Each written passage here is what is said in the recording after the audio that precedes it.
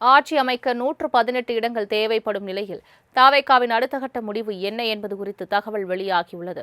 நடந்து முடிந்த சட்டமன்ற தேர்தலில் விஜய் தலைமையிலான புதிய கட்சி தவேக 100க்கும் மேற்பட்ட தொகுதிகளில் வெற்றி பெற்று முதன்மை கட்சியாக உருவெடுத்துள்ளன. இதனால் விஜய் ஆட்சி அமைக்க உரிமை கோரலாம். ஆளுநர் அழைப்பு விடுத்தால் சட்டசபையில் பெரும்பான்மையை நிரூபிக்க வேண்டியது அவசியமாகிறது. தமிழக சட்டசபையில் ஆட்சி அமைக்க 118 என்ற மேஜிக் எண் தேவைப்படும் நிலையில் தவேக தற்போது சுமார் 107 தொகுதிகளில் மட்டுமே முன்னிலையில் உள்ளது. இதனால் மேலும் 11 உறுப்பினர்களின் ஆதரவு அவசியமாகியுள்ளது.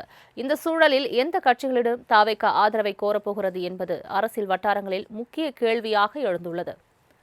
குறிப்பாக திமுக அல்லது அதிமுக கூட்டணியில் உள்ள கட்சிகளிடம் ஆதரவு கேட்குமா அல்லது நேரடியாக அதிமுகவுடன் பேச்சுவார்த்தை நடத்துமா என்பது கவனிக்கப்படுகிறது.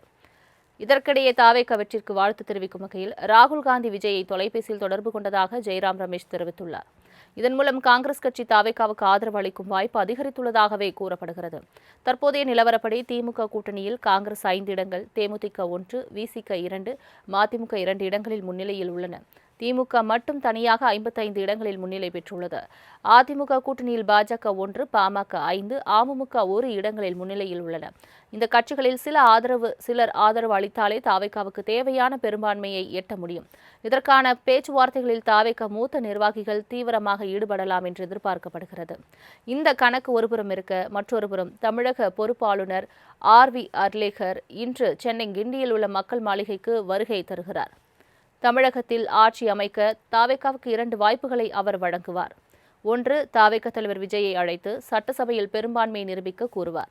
அல்லது தனக்கு ஆதரவு தரும் கட்சிகளிடமிருந்து கடிதங்களை பெற்று அதை தன்னிடம் வழங்கும்படி சொல்வார்.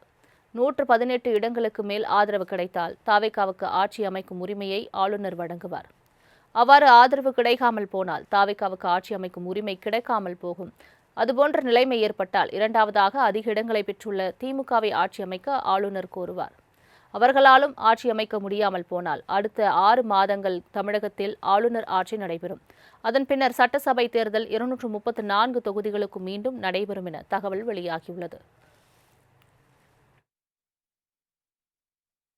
ஆட்சி அமைக்க 118 இடங்கள் தேவைப்படும் நிலையில் தவேகாவின் அடுத்த கட்ட முடிவு என்ன என்பது குறித்து தகவல் வெளியாகியுள்ளது. நடந்து முடிந்த சட்டமன்ற தேர்தலில் விஜய் தலைமையிலான புதிய கட்சி தவேக 100க்கும் மேற்பட்ட தொகுதிகளில் வெற்றி பெற்று முதன்மை கட்சியாக உருவெடுத்துள்ளன. இதனால் விஜய் ஆட்சி அமைக்க உரிமை கோரலாம். ஆளுநர் அழைப்பு விடுத்தால் சட்டசபையில் பெரும்பான்மையை நிரூபிக்க வேண்டியது அவசியமாகிறது. தமிழக சட்டசபையில் ஆட்சி அமைக்க 118 என்ற மேஜிக் எண் தேவைப்படும் நிலையில் தவேக தற்போது சுமார் 107 தொகுதிகளில் மட்டுமே முன்னிலையில் உள்ளது. இதனால் மேலும் 11 உறுப்பினர்களின் ஆதரவு அவசியமாகியுள்ளது.